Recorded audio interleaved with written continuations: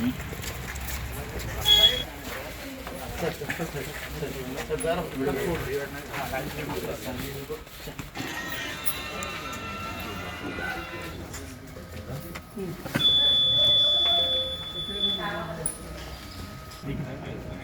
Okay okay.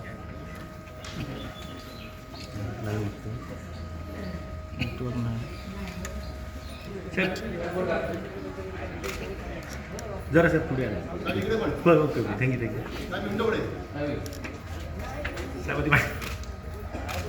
Sindhudurg जिल्हा परिषद पंचायत समितीच्या मतदान आज सकाळी 7:30 पासून सुरू झालेलं आहे आणि मी सिंधुदुर्ग जिल्ह्याच्या सर्वच मतदार बंधू भगिनींना, तरुण मित्रांना मनापासून आवाहन करेन की आपल्या जिल्ह्याच्या विकासाच्या दृष्टिकोनातून आणि ग्रामीण भागाचा शेवटच्या व्यक्तीपर्यंत विकास पोहोचवण्यासाठी जिल्हा परिषद पंचायत समिती या संस्था या अतिशय महत्त्वाच्या असतात। इथे योग्य लोक नेतृत्व करणं, लोकप्रतिनिधी म्हणून तुम्ही निवडणं, जेणेकरून उद्या रस्ते, पाणी, वीज किंवा अन्य नागरी सुविधा ज्या काही आपल्याला उपलब्ध करायच्या असतील, राज्य सरकार म्हणून जी काही ताकद उभी करायची असेल, ते आमच्या ह्या लोकप्रतिनिधींच्या माध्यमातून आपल्यापर्यंत आम्ही पोचू शकतो।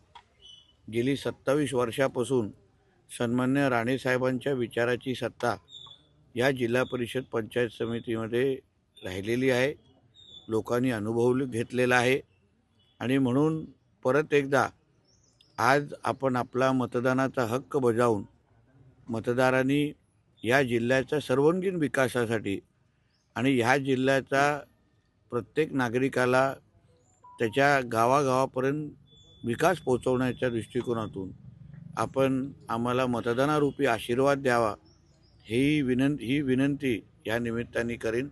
जास्तीत जास्त मतदान होणं हे अत्यंत गरजेचं आहे, कारण का आपल्याला आपला हक्काचं लोकप्रतिनिधी जो पुढची 5 वर्ष आपली सेवा करू शकतो, जिल्हा परिषदेमध्ये आपला आवाज उचलू शकतो, आमच्यापर्यंत पोचून आपल्यासाठी पाहिजे तेवढी निधी उपलब्ध करू शकतो, असा लोकप्रतिनिधी निवडण्याचा आजचा दिवस 5 वर्षामध्ये एकदाच आपल्यासाठी परत एकदा आलेला आहे। म्हणून मी कळकळीची विनंती करीन की कमळ आणि धनुष्यबाण हे जे आमचे महायुतीचे जेवढे उमेदवार आहेत पूर्ण जिल्ह्यामध्ये, या सगळ्या जणांना आपण आशीर्वाद द्यावं।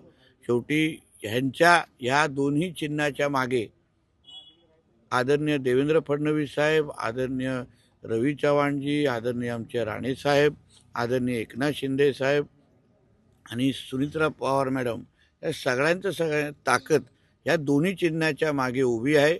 म्हणून ह्या चिन्हाच्या समोर बटन दाबून आपण आपल्या गावाचा आणि विभागाचा विकास करून घ्या, असे आव्हान या निमित्ताने मी करेन। काजू उत्पादक शेतकऱ्यांना हा विषय जवळपास 25 सदस्य जिल्हा परिषद आणि पंचायत समितीचे निवडून आले आहेत महायुतीचे। एकतर्फी निवडणूक होताना दिसते, काय चित्र राहील, काय सांगा? बघा, निवडणुकीमध्ये बिनविरोध होणं हे काय आमच्या हातात नव्हतं। शेवटी त्या विरोधी पक्षाचे जे उमेदवार आहेत, ते पक्ष आहेत, ते त्यांना आपल्या उमेदवारांना बळ देऊ शकले नाहीत। आज ही सकाळपासून मी माहिती घेतोय, असंख्य गावामध्ये बूथ पण लागलेले नाही आहेत। म्हणजे विरोधी पक्षामध्येच अगर आमच्या विरुद्ध लढण्याची अगर क्षमता नसेल, ते लोकशाहीमध्ये आपली बाजूच मांडण्याची अगर त्यांची तयारी नसेल, सक्षम पर्याय उभं करण्याची तयार नसेल, एवढे नाउमेद झाले असतील, तर मला वाटतं ही निवडणूक जसं आपण बोलता तसं निश्चित पद्धतीने एकतर्फी आहे। पण आम्हाला जे संस्कार राणेसाहेबांनी दिलेले आहे, आमच्यासाठी कुठलीही निवडणूक आम्ही सोपी घेत नाही।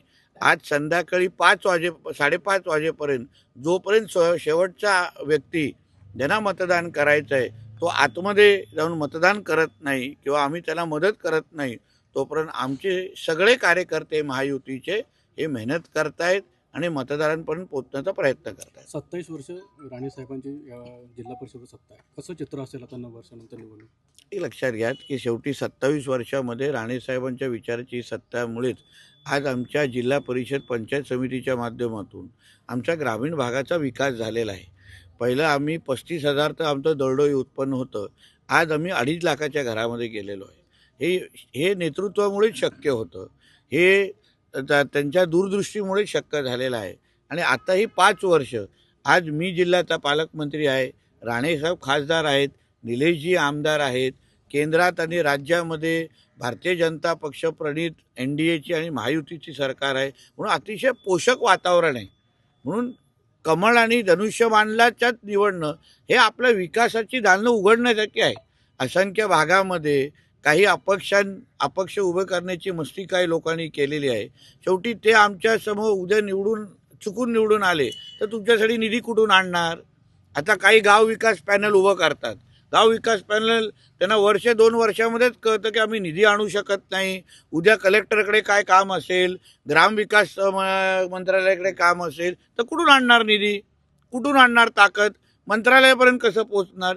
ह्यापेक्षा एक राणेसाहेबांच्या विचाराची आणि फडणवीस साहेब आणि एकनाथ शिंदे साहेबांना पाठिंबा दिलेले हे सगळेचे सगळे महायुतीचे उमेदवार कमळ आणि धनुष्यबाणचे ह्यांना तुम्ही निवडलं तर तुमच्या भागाच्या विकासाची पूर्ण गॅरंटी ही आम्ही घेऊ शकतो. मुंबईमध्ये आज भाजपचा महापौर पदाचा उमेदवार जो आहे तो अर्ज भरणार आहे. दुसरीकडे उद्धव ठाकरेंच्या शिवसेनेचा देखील उमेदवार असणार आहे रिंगणात. शेवटी एक लक्षात घ्या, आज मुंबईकरांनी आपला महापौर निवडलेला आहे. आपले कुठल्या सत्तेच्या कुठल्या पक्षाच्या माध्यमातून मुंबईचा विकास झाला पाहिजे हे मुंबईकरांनी कौल दिलेला आहे. आम्ही जसं वारंवार बोलत होतो की जय श्रीराम म्हणणाऱ्या महापौराला तुम्ही महापौर बनवण्याची संधी द्या, ते मुंबईकरांनी ऐकलेलं आहे आणि ते आम्हाला क्लिअर मेजॉरिटी महायुतीला दिलेली आहे. पण तोंडावर आपटण्याची सवयच उद्धव ठाकरेला झाली असल्यामुळे त्यांनी त्याच्यात PhD केल्यामुळे परत एकदा तोंडावर आपटेल, त्याच्यामध्ये नवीन काय. काजू उत्पादक उद्योजकांसाठी महत्त्वपूर्ण निर्णय सरकारने घेतलेला आहे. तुम्ही अनेकदा पाठपुरावा केला, त्याला यश मिळतं आता. बघा, लक्षात घ्या, काजूवर आमचं ह्या कोकणाचं अर्थकारण अवलंबून आहे. आंबा, काजू, मासेमारी ह्याच्यावर आमच्या कोकणाचं अर्थकारण मोठ्या प्रमाणात अवलंबून आहे. आणि म्हणून आम्ही सातत्याने देवेंद्र फडणवीस साहेबांवर पाठपुरावा करत होतो की आम्हाला एक बाजूला काजूला हमीभाव आणि दुसऱ्या बाजूला काजू उद्योगाला चालना देणं. आणि म्हणून आमच्या विनंतीला मान ठेवून आदरणीय देवेंद्र फडणवीस साहेबांनी योग्य तो निर्णय घेतला, त्याचा GR काढला. आता काजूच्या माध्यमातून आमची कोकणाची अर्थव्यवस्था अजून भक्कम करण्यासाठी मार्ग मोकळे झालेले आहेत. थँक्यू.